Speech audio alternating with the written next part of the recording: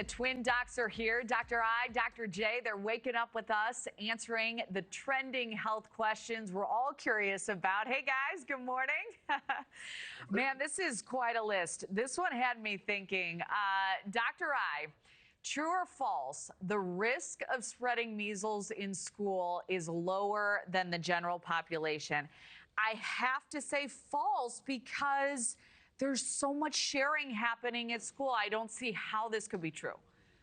You are correct. There's a lot of sharing going on at school, and a lot of it is not great. So the risk of contracting measles is significantly higher in the school population than in the general population. You know, measles is caused by a very virulent respiratory virus. So coughing, sneezing, talking is kind of how you spread this virus. And people that have measles have, of course, that characteristic rash that starts on the face and moves down the body, but also fevers, chills, body aches. They just don't feel great.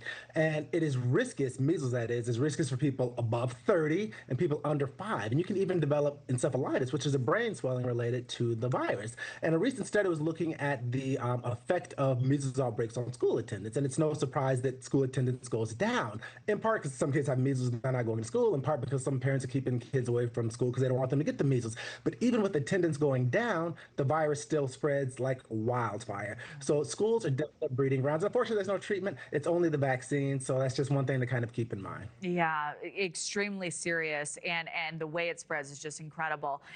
Dr. J, true or false, restricting your calories can help you fight cancer? Okay, this one feels loaded to me because I would say restricting calories would not be the answer, but diet's important, so I'll go with false. Really true. And if you think about it, it kind of makes sense. Every cell in the body needs energy in the form of calories, right? Healthy cells and bad cells.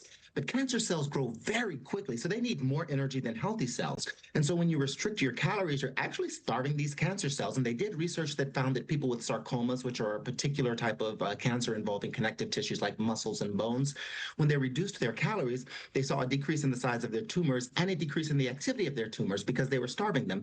But also, we know that when you fast, like when you do intermittent fasting, for example, it basically reboots your immune system. So your immune system gets rid of all of the old, sluggish immune cells, and it does this in favor of healthy, vigorous cells. And so you basically can fight cancer in two ways. You boost your immune system so your immune system can recognize these cancer cells and kill them, and you starve the cancer cells. So yes, restricting your calories actually is fantastic for decreasing the activity of cancer cells. Oh, wow. All right. I'm always learning something new. Now, this one's crazy. I feel like Markie would love this one. True or false? If you're suffering from muscle cramps in the gym, forget electrolytes, drink a glass of pickle juice instead. I'll say true in her honor. It is true, and I'm going to have to pass on that, but it is absolutely true. So what causes muscle cramps when you're in the gym, right? Part of it is just muscle strain and muscle fatigue, but part of it is usually electrolyte imbalance and dehydration. And so we always tell people, and we still are telling people, hydrate, hydrate, hydrate in general, especially when you're in the gym, but also have some solution with electrolytes. Well, they actually did a study recently where they gave people either pickle juice or vinegar. And what they found is that when they're having muscle fatigue and muscle spasms, the pickle juice and vinegar actually takes care of those muscle spasms faster than electrolytes or water. And it takes care of it so fast that they're thinking it can't just be the pickle juice or the vinegar because it doesn't have time to get into the system. What they think is that the acidity of this somehow stimulates nerves in your stomach, which stimulate nerves in your brain, which then kind of quiet those nerves in your muscles that are going crazy. So still hydrate, have your electrolytes, but maybe just a little pickle juice or a little vinegar might help as well. If you're desperate, reach for the pickle juice. Okay, I love it. Man, I would have never, well, I guess I did guess it, but it wouldn't come to mind first, I'll tell you that. Okay, Dr. J, this is one for you. True or false, women in their 30s and 40s are more likely than men at the same age to be diagnosed with heart disease. I'm going to go with false.